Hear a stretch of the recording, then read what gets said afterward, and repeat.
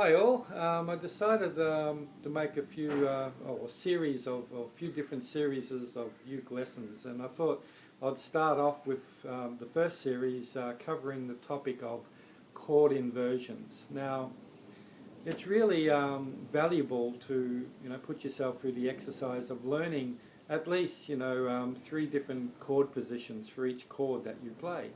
The common ones, especially the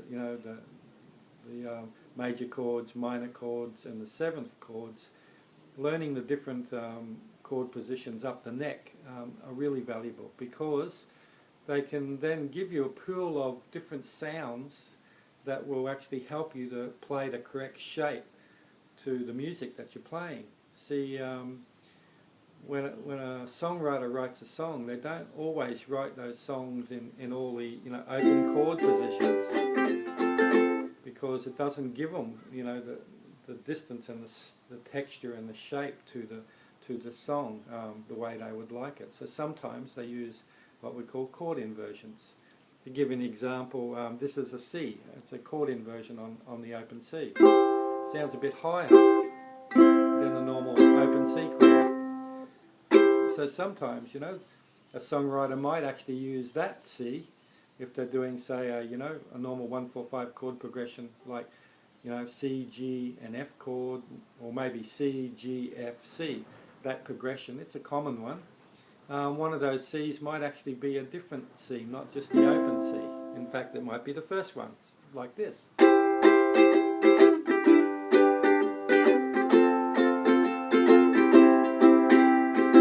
Sounds different than just playing both of those C's on the open C chord. I'll play it that way and have a listen.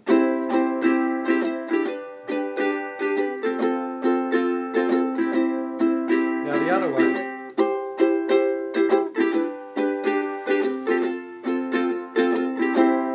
When I use that inversion, it's higher in its tonal quality, so there's a bigger fall to the G. So that gives a different shape and texture to that chord progression. And so again, it's when a person writes a song, they may want that difference in texture to give the right emotion, or to invoke the right emotion for the song that they're writing. And there's another C up here. Well, there's more C's than that, but that's another one. They might use that one.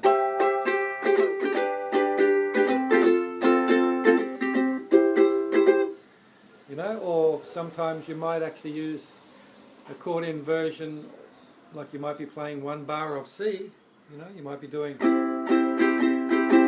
but instead of just staying on that open C chord, they might use a combination.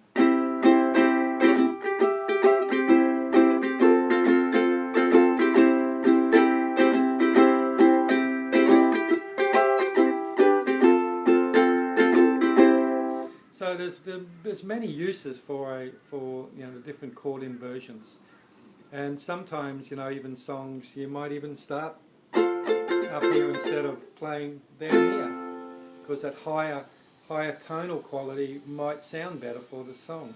So anyway, it's really important and valuable to learn chord inversions. So in this first video of the series on chord inversions, we'll look at the C chord.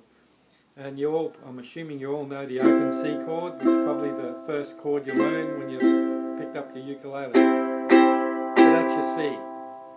Now, the first inversion of that is actually what we call the B flat shape. So if you know the B flat chord, which is your index finger over the first 2 strings in the 1st fret, and then your middle finger on the 3rd string, 2nd fret, and your ring finger on the G string on the 3rd fret. That's your B flat. And that shape is the shape of the first inversion C chord. So that's B flat. So if I move it up 1 fret and keep the same shape, that becomes a B chord. And if I move it up once more, that's a C chord. So that C chord is the first inverted C chord. So there's your open. There's your first inversion. So 3rd fret, first 2 strings, then 4th fret, and then the 5th fret. So that's your C chord, first inversion. The second inversion is way up here. Now there's two ways of doing this. The really easy cheats version, which is basically the G chord shape, which I'm assuming you know. If you play your G chord and move it all up to the 7th fret, that's a C chord. That's the second inversion. That's the easy way of playing it. The correct way is barring the 7th, so all index finger right across the 7th fret, and then you make an F chord shape behind it. So your middle finger goes on the 2nd string on the 8th fret, and your ring finger goes on the G string, the 4th string, on the 9th fret. So it's a bar, and then you just put an F shape behind it. So that is actually the same as that, because this G is part of the C chord. So that's a C, that's a C, and that's a C. So I recommend that you practice playing those chords really slow and accurate to make sure you get it right. You know, anytime you practice anything at all, you should always play it at the speed that you can play it 100% accurate. Otherwise, you're just practicing mistakes. So, easy way to play this is do four slow beats on each chord shape. So, C, C, C, C, C, C, C, C, C, C, C, C. Back to the original one.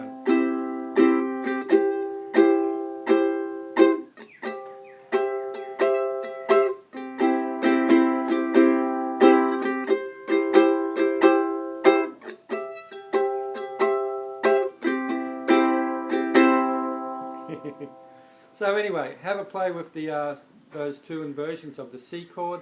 Next video we'll start working up the chromatic scale. So from C, next one we'll look at will be the D flat chords. All of this information, I should also, here's a chance for me to promote myself, are all in my my book called Uke Drills. This is a great little book that all of my personal hand conditionings and drills I use for improving my uke playing. It's all in this book. It's $15 for a copy plus shipping, so if you're interested in it, you know, contact me. It's a great little book. I've sold heaps of them all around the world now, and getting lots of positive feedback on how much it's helped people improve their uke playing. So there's my plug. So have a good day. Thank you.